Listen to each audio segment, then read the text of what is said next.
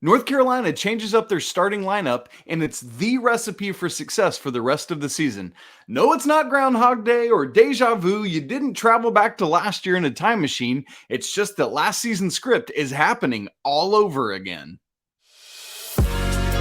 You are Locked On Tar Heels, your daily podcast on the UNC Tar Heels, part of the Locked On Podcast Network, your team every day.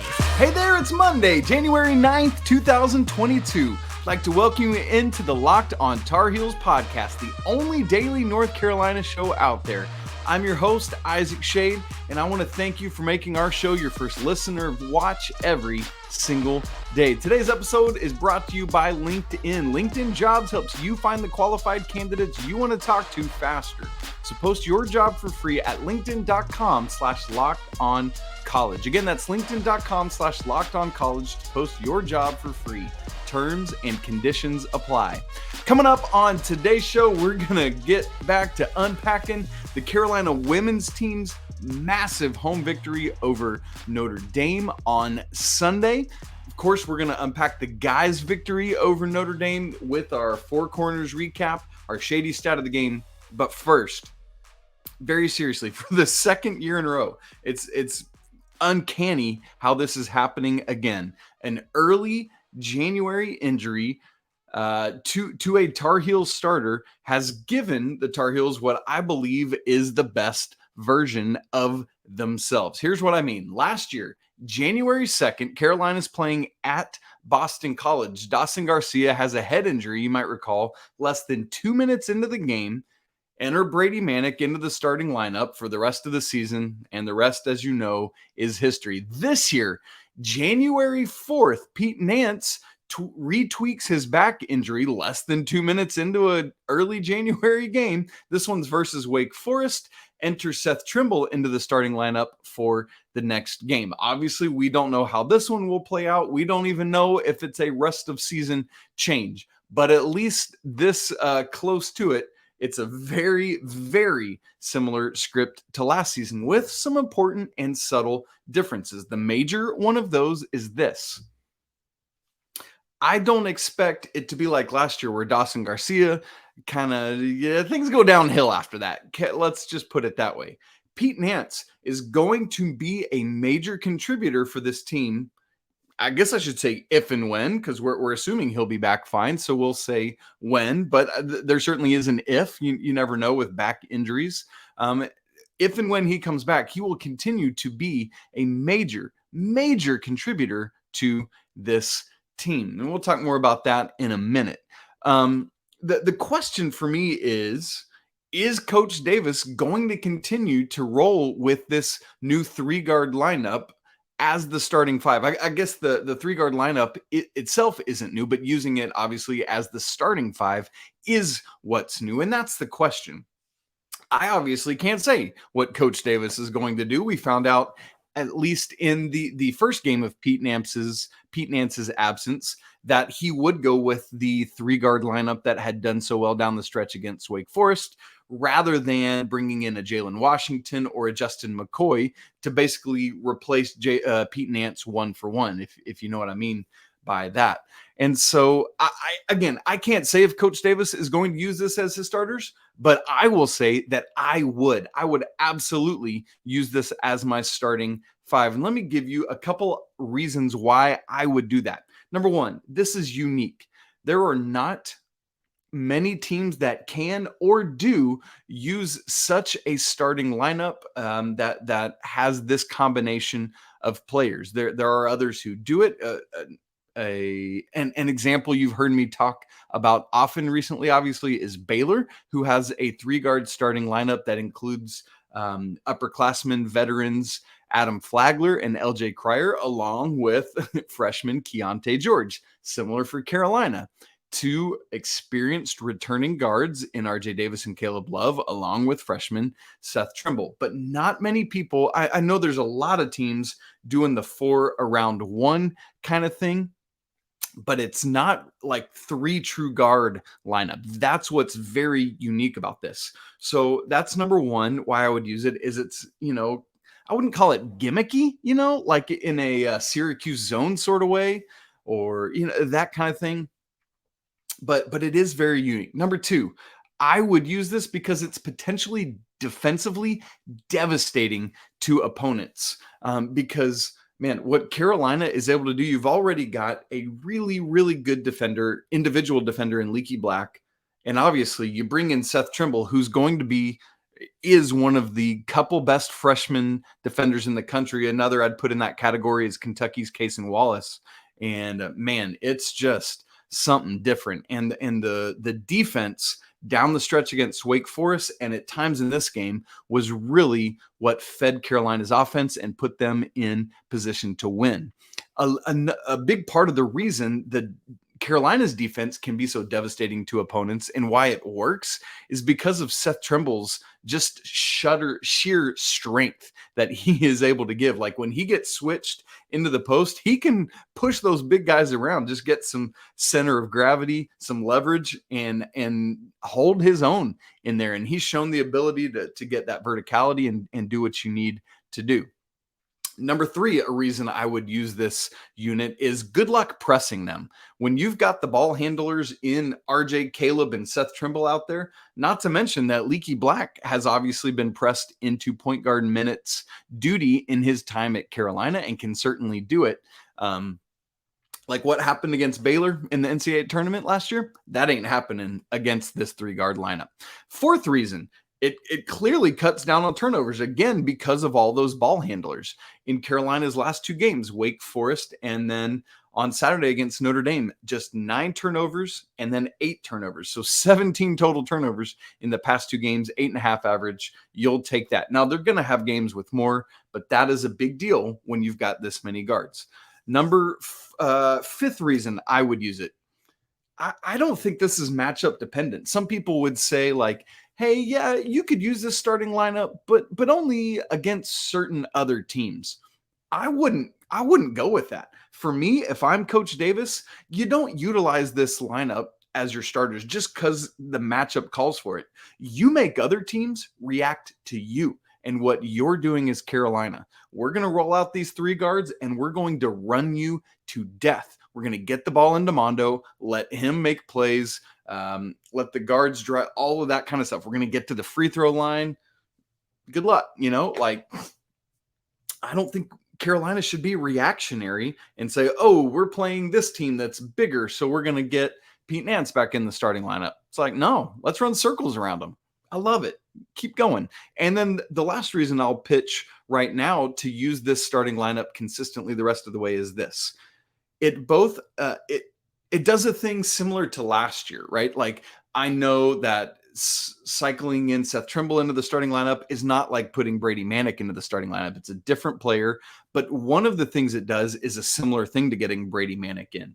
It opens up the middle, it unclogs things, and that does 2 very important things. Number 1, it gives Armando Bacot more room to operate, both in terms of scoring or distributing from his position. And it opens up more driving lanes for the guards. And what does that do? It might draw Armando's defender, leaves him wide open for what he's so great at, offensive rebounds and putbacks. And so that's another thing, is this just opens things up. And that's the kind of offense that Hubert Davis is looking for. And so I think that is a big win. But let's say this, even if you don't use the 3-guard lineup as your starting 5 when Pete Nance is back, you have to go to it more often than you previously were. You've seen how dynamic it can be, how helpful it can be to Carolina. You just got to use it more than you already were. I think it should be as the starters, but regardless, you got to use it a lot. So if Pete Nance is not a starter going forward, what is his role? Well, to me, at that point, he becomes Armando's primary backup and or plays alongside him at the 4 when the occasion does call for it, because there are certainly going to be times when the occasion calls for having 2 bigs in the lineup. Pete Nance is a phenomenal basketball player. He makes great decisions, great facilitator, all of that kind of stuff. So keep in mind, substituting these 2 guys, putting Trimble in the starting lineup over Pete Nance, hear me say this loud and clear. This is not about Pete Nance. This is not against Pete Nance. This is not saying that Pete Nance is bad or not a good basketball player. Pete Nance is a fantastic basketball player. So it's not about him. What it is about is finding the best 5-man combination for this year's team. And for right now, Seth Trimble gives that to Hubert Davis, the best 5-man combination for this team, right? So, like, look at it. Essentially, Carolina was just trying to plug and play what they found last year in Manek, along with these other 4 starters. It's just not working the same way it did with Manek for some of the reasons we just iterated a second ago. With Seth Trimble in as that other spot, it's not the same lineup as last year, clearly, but it works best right now for this unit. And so here's the great news about that.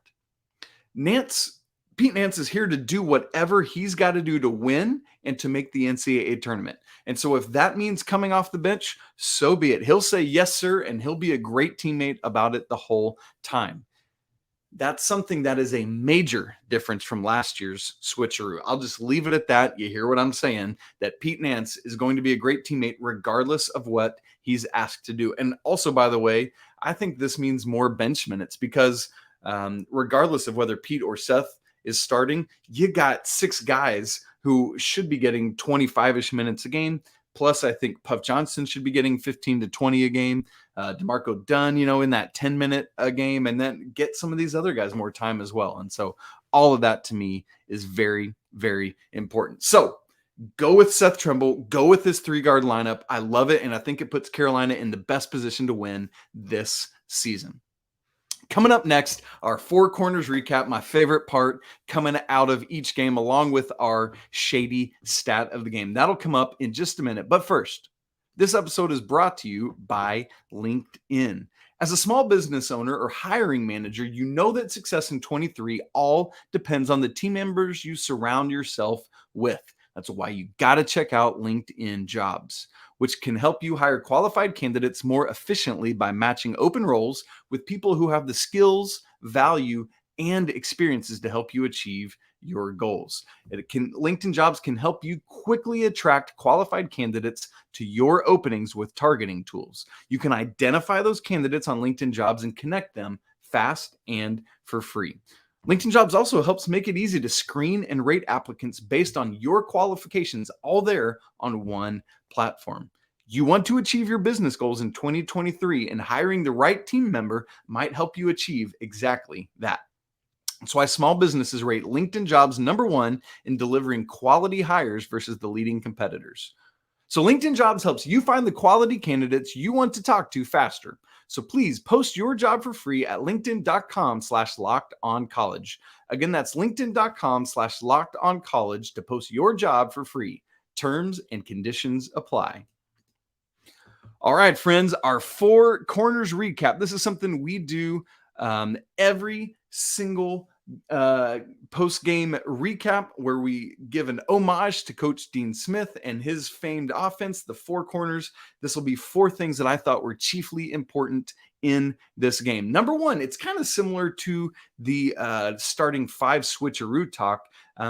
This, I think, is the second biggest thing that Carolina has been doing better that has aided their play of late. And that is our first 4-corner thing, is playing more consistently through Armando Bacot. In addition to that personnel switch, making Mondo the focal point, like, that's a big deal. We just talked about more room for him to operate. And so these 2 things honestly go hand in hand. Playing through him and playing through him and giving him more room to operate, which is what, again, I think that Trimble in the starting lineup does. So here's what Carolina's been doing. They've been more committed to getting him the ball and allowing him to be a playmaker for the Tar Heels, even as opponents are focused on stopping him. Carolina's not necessarily getting away from using that great screen and roll action with he and RJ Davis, but they are finding more post-touch opportunities for him. And so, like in this game against Notre Dame, 21 points, 13 rebounds, and 4 assists. So for Mondo, you've heard me talk about this. This is now 5 straight games of 20 plus points. That consistency is insane. And it's not just because he's doing well, it's because his teammates are so much more committed to getting him the ball. But it's not just that. It's not just the scoring. It's not just him getting the ball in the post and making scoring moves. It's his passing. It's his awareness. All these things have gotten better too. He's slowing down appropriately, letting things develop, making passes to cutters as necessary, faking passes to cutters as necessary, finding kickouts on the wing, posting and reposting as necessary, any of this kind of stuff. All that leads to past 3 games, Armando's averaging 4 assists per game. We're going to dive much deeper into that on tomorrow's show, on Tuesday's show. Just want to look more in depth at all the ways Carolina's playing through him. But man, the way he is not only scoring, but facilitating and handling double teams. Notre Dame sent several hard double teams at him, and he was ready to respond as necessary, whether that was stepping out of the double team, just resetting up top, whether that was going to the opposite corner to find Caleb Love for an open 3 like he did to start the game, whether it was finding Puff Johnson, whatever, like multiple plays where he made great decisions as double team came. I said it on Saturday in our live postcast that he's got to do that all again tomorrow night on Tuesday night at Virginia, because they're going to double and double and double and double. Just be ready for that. So anyway, Armando Bacot, playing through him is a major and massive thing Carolina's doing to help get themselves on the right track. I think it's the second biggest thing outside of this personnel switch that's helping the Tar Heels. Number 2 on our 4 corners recap is the bench production. Carolina in this game had 22 points off the bench. And it's not just that they scored 22 points the bench, they did it efficiently. 8 of 12 shooting from the field, that's 66.7%. 3 of 6 from 3, so made 50% from the 3-point line. Did the bench, that's 2 from Puff and 1 from DeMarco Dunn there. Puff Johnson had the most points of the bench players, 11 to lead the way there. It was also good to see more minutes from him after multiple games of having, like, he had 4 minutes against Wake Forest. So good to see him back in the 20s in this game. Number 3 on our 4 corners recap is the 3-point shooting in this game for both teams. Coming into this game, it's Notre Dame that's the team you expect to, like, Carolina has struggled guarding Notre Dame's 3-point attack in recent years under Mike Brey, because they'll spread you, all 5 guys can shoot. It's that kind of thing, led the past 2 meetings by Nate Laszewski, who has made over 5 threes a game in those past couple games. And so Carolina I was nervous for this, especially assuming that Armando was going to be guarding him and just frankly doesn't have the mobility to stay with Laszewski, who again, I wish had come to be a Tar Heel. It'd be great. But anyway, so Notre Dame comes in as the team you expect to be the 3-point shooting team of these two. But that script was flipped because Carolina both took and made more threes than did Notre Dame. It was close. Carolina was 8 of 19, Notre Dame 7 of 18. But Carolina made more and took more. It was a great defensive strategy from Coach Davis in terms of the Notre Dame side of things. Notre Dame comes in averaging 23.2 attempts per game and 8.8 makes per game. Carolina held them under both of those totals. Basically, in terms of attempts, Carolina was committed to running Notre Dame off the 3-point line and then force it like, hey, we're going to live with you taking 2s inside the arc. We feel like we can contest those well. We just don't want to allow you to just camp out and shoot 3s all afternoon long. And they didn't, and they couldn't. Most importantly, going back to the Nate Laszewski of it all, he only took and made 1 3. And so limiting that is super big time. Carolina, meanwhile, starting to come alive a little bit. I'm not saying they're in great territory, but shooting better. In particular, RJ Davis. We're going to talk more about that also on Tuesday's show, in addition to going deeper on Armando. And then the 4th of our 4 corners recap, I just want to point out this game is a great example, a great reminder of Leaky Black's impact on a college basketball game. Part of what makes him so insanely pivotal to this team is that he can make winning plays in such a variety of ways. against Wake Forest on Wednesday night. Career high 18 points. Ridiculous, right? Well, in this game, we've got 7 minutes left. The game is 33 minutes old, and he has not scored yet. He did finish with 4 points, but all 4 of them were in the final 7 minutes of the game. But you know what he did do in addition to those 4 points? 7 rebounds, 3 assists, 0 turnovers, 2 blocks, and 2 steals. That is how you fill up the stat sheet. Oh, and by the way, the things that he does that you don't see on the stat sheet, that defense that he plays, it's not just about the blocks and steals with him, as you well know. It's about positioning and getting ready and all of that kind of stuff.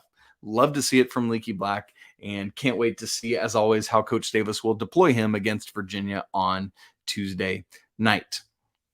All right, shady stat of the game. You ready for this? Let's go back to Armando Bacot. You probably know this, but I just want to make sure. He has now moved into second place. He passed the great Sam Perkins for second place on Carolina's all-time career rebounding list. He has 1,169, which puts him exactly 50 rebounds shy of tying Tyler Hansbrough for the Carolina career record, and he's on pace to do it in fewer games than Psycho T himself did. By the way, just projecting out a little bit, Armando would have to step up his rebounds per game average ever so slightly, but he could set the record against NC State at home 2 weeks from now. That's 4 games away. And so it's very doable, but just stay tuned for that. Coming up in just a second, Carolina women finally broke their 4-game winning streak, but it was against an unexpected opponent and one that you probably didn't see coming. We're going to talk about that in just a moment. But first, this episode is brought to you by Bet Online, which is your number one source for sports betting info, stats, news, and analysis. Get the latest odds and trends for every professional and amateur league out there. From pro football, which is about to start the playoffs, to the college bowl season. Tonight is the national championship game, to basketball. They've got it all at betonline.net. Make sure to check out the line for tomorrow's game at Virginia. BetOnline is always the fastest and easiest way to get all your betting info. So head to the website today or use your mobile device to learn more about all the trends in action. BetOnline, where the game starts. The women, boy, howdy. Listen, you probably heard it in my voice last week as we got ready for this Notre Dame game on Friday's show. I wouldn't say I was worried about the women's basketball team, but man, after that 9-1 start, the lone loss was to at number 5 Indiana. The Tar Heels had lost 4 straight, and they were staring down Notre Dame, their third top 5 opponent this season already. And so I was like, man, I'm not worried about them. They're going to get right, but the ACC is tough. And at this point, you're starting to take on losses that affect seeding. And so it's like, very understandable if Coach Courtney Banghart's team, if their 4-game losing streak turns into a 5-game losing streak. You can excuse them, right? If that happens against the number 4 team in the nation, even though it is at home. Because you look at these losses in the 4-game losing streak, all of them are top 50 in the net. Michigan's number 20, FSU 15, at Virginia Tech number 17. Miami's the only one of the bunch where it's like, you really shouldn't lose to them. I mean, it's understandable that you could. It's their road games in the conference are always difficult, but still. Then that brings you to this potential 5th loss in a row against Notre Dame, who is, right now a number 1 seed if we started the NCAA tournament today. But this team is resilient.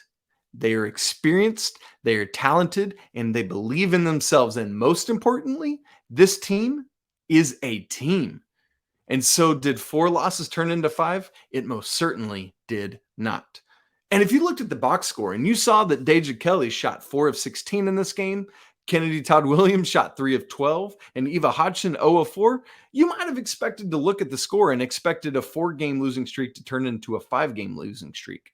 But you know what? Alyssa Utsby, she was 5 of 10, and perhaps most importantly, Paulina Paris, the sole freshman on the team, who we've been talking about, has been gaining more and more trust, more and more playing time in pivotal moments.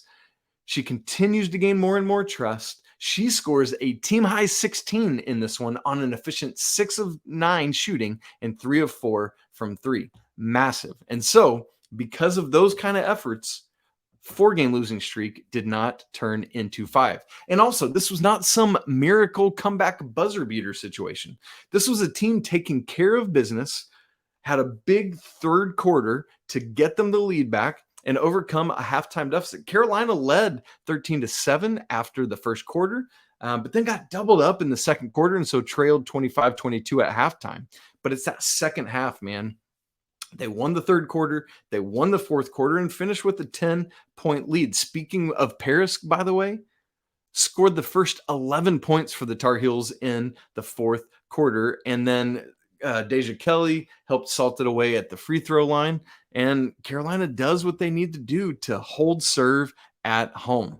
Massive. And so 4-game losing streak did not turn into 5. But here's the thing now. You have to keep it going. You got to follow it up because they're at Virginia on Thursday, another road game. You got to go get this one. And then it's back-to-back rivalry games, State and Duke back-to-back. Both teams are currently ranked. You got to go out and get these wins. So massive win over Notre Dame. And now come back home, get ready for Thursday night, go to Charlottesville, and let's get 2 wins in Charlottesville this week, both the men's and the women's team. Now, before we get out of here on today's show, we got to have a little bit of football talk. 3 different things we got to make sure to hit on. Number 1 is very Carolina related. You might have been aware, but maybe not. Sam Howell had his first ever, not only start, but playing time for Washington on Sunday against the Cowboys. And so this is kind of a big time game. You know, the Cowboys have been really good this year.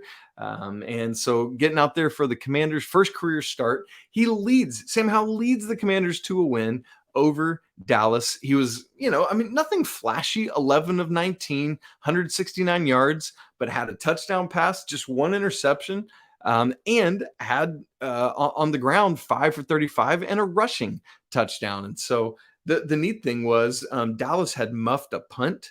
And so the touchdown pass was his first career pass. Sam Howell's first career NFL pass was a touchdown to Terry McLaurin, who then promptly threw it into the stands. And so I don't even know if they were able to get it back or what they did, but hopefully Sam Howell gets his first touchdown pass back and he can keep it for posterity. But then had that rushing touchdown. You love to see it. Way to go, Sam Howell. Keep it going. Have a great offseason. Can't wait to see what happens in year 2. Second thing, if for those of you watching, you're probably seeing that I'm wearing a Georgia Bulldogs t-shirt today. If you've never heard me talk about it, I'm actually from the Atlanta area, is where I grew up on the south side of Atlanta. I actually grew up not liking the Georgia Bulldogs, but the majority of my family are Bulldogs fans. And so now that I don't live in Atlanta anymore, it's just become, I've kind of adopted it and cheer for the Bulldogs because it helps me feel like I'm connected back to home and connected to my family who doesn't live close to me either. And so, man, I don't know who you'll be cheering for in tonight's national championship game, but I got the Georgia Bulldogs winning back-to-back national championships. And then the third thing, as we're talking about football, I don't know if you are a sentimental or emotional person, but I am. Being a father has really made me like overly emotional at the drop of a hat, the snap of a finger.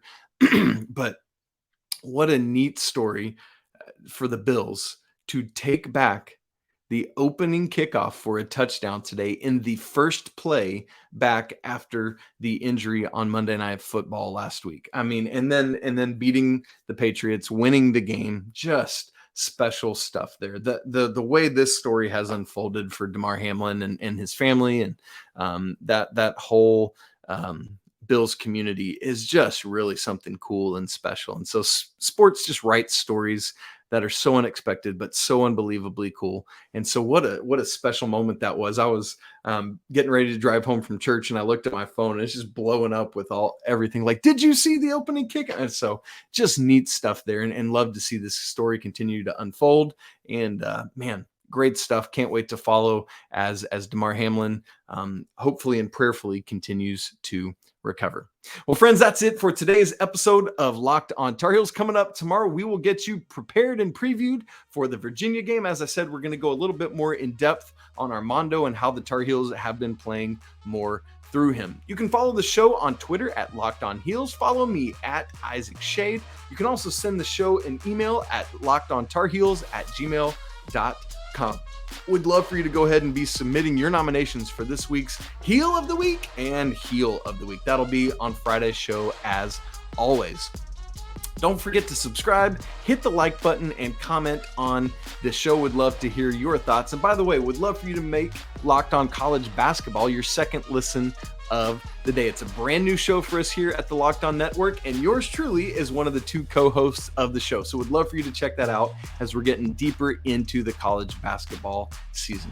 Thanks so much for spending your Monday hanging out with me, talking Carolina basketball, both men's and women's. Great stuff there. Wins for both teams this weekend. Hopefully we'll get 2 more in Charlottesville this week. I want to remind you that it is always a great day to be a Tar Heel, right? Yes. Until tomorrow, peace.